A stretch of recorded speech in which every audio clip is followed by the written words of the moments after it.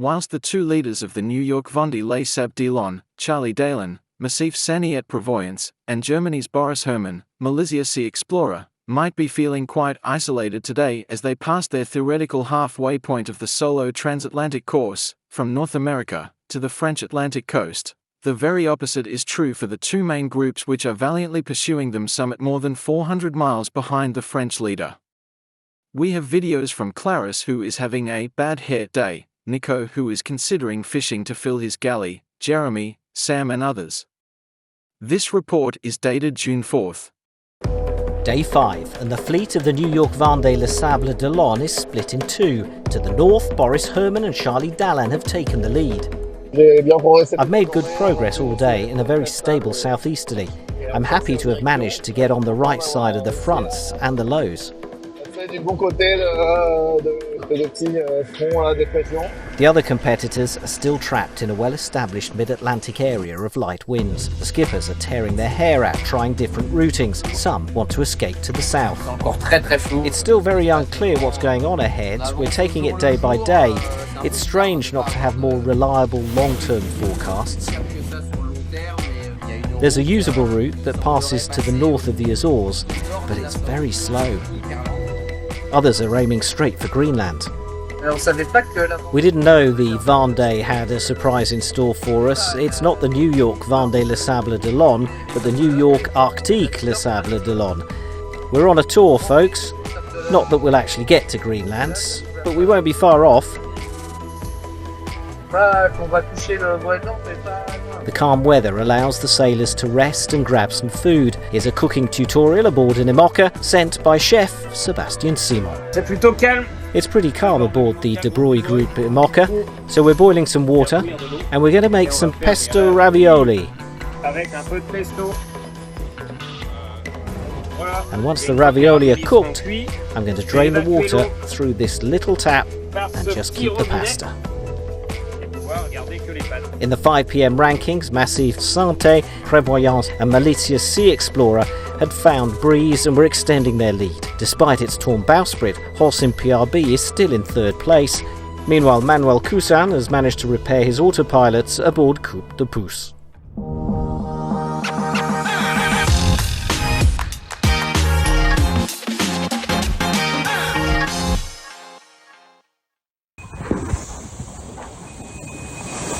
Croisement avec un cargo au milieu de l'Atlantique.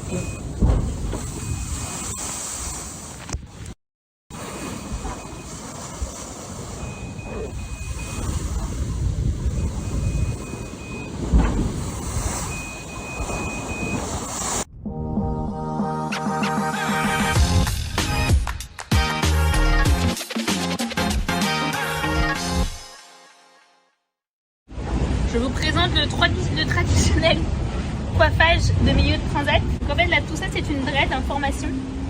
Et si je veux ne pas avoir à couper mes cheveux comme ça m'est déjà arrivé sur la mini transat, de faire un trop milieu de mes cheveux à l'arrivée, il faut que je fasse quelque chose maintenant. En général au bout d'une semaine c'est là où tout se joue. Souhaitez-moi bonne chance pour ce moment hautement stratégique. L'idée c'est de réussir à enlever les nœuds par le dessous. C'est instant salon de coiffure. C'est le moment le plus technique de ma transat. J'ai mal, regardez-moi ça là.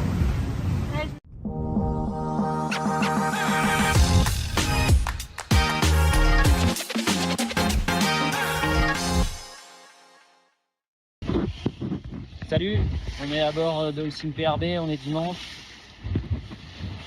Journée noire, ce matin le bout d'or a pété.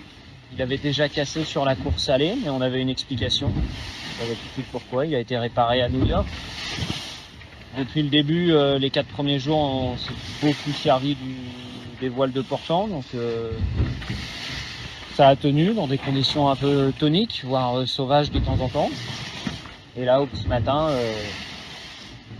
sans explication, dans 15 nœuds de vent, juste après un changement, j'ai à peine eu le temps de l'offrir pour remonter la voile. Il a tout de suite cassé. Voilà ce qui reste du bout dehors. Donc forcément, je vous avoue que je suis un peu abattu là parce que Déjà, je me suis battu pour récupérer la voile, essayer de ramener la voile sur le pont en un seul morceau, sans qu'elle chalute. Tout ranger, démonter le bouddor et tout pour que tout traîne sur le côté du bateau. Donc un peu cramé, et puis voilà quoi, maintenant c'est route les Sables d'Olonne, mais s'il n'y a pas plus de vente maintenant, va falloir que j'apprenne à pêcher. Je suis en bouffe, je vais être très...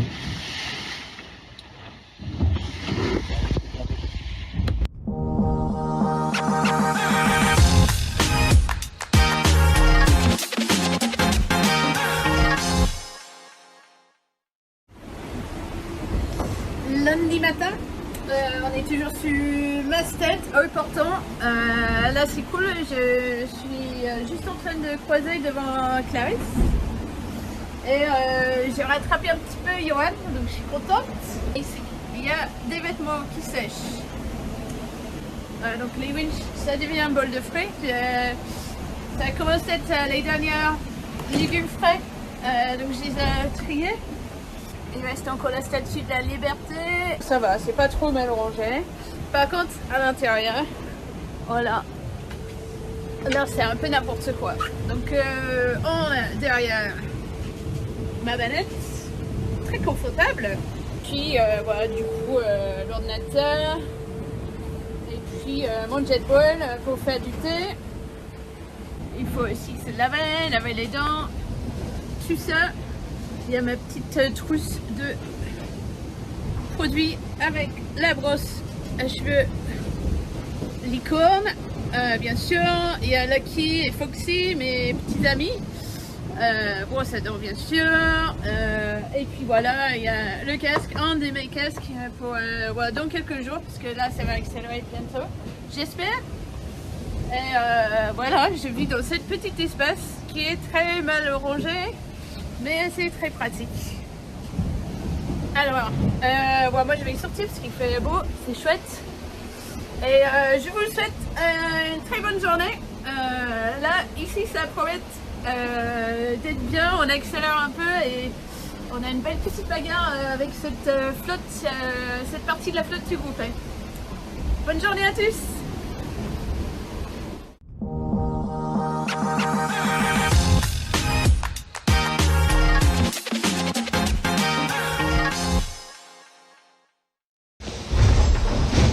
Salut, pas donné beaucoup de nouvelles les jours derniers. J'étais à la bagarre avec les camarades Sam Guccial, Holcim, Ruyan et Malizia et Charlie. Celui qui passerait le premier à front là, on a buté dedans. Avec Sam et Thomas aussi, on est resté coincé dessous. On a réussi à en sortir hier. Et on a pris du vent fort auprès et c'était l'enfer. C'était l'enfer toute la nuit là. Ça cognait de dingue et du coup on pouvait pas aller vite. Impossible d'aller vite. Il n'y a rien de cassé sur le bateau. Plein de trucs qui sont décollés, plein d'aménagements qui ont volé, nourriture et tout, mais a priori rien de cassé, et sauf que là du coup le front nous est passé dessus.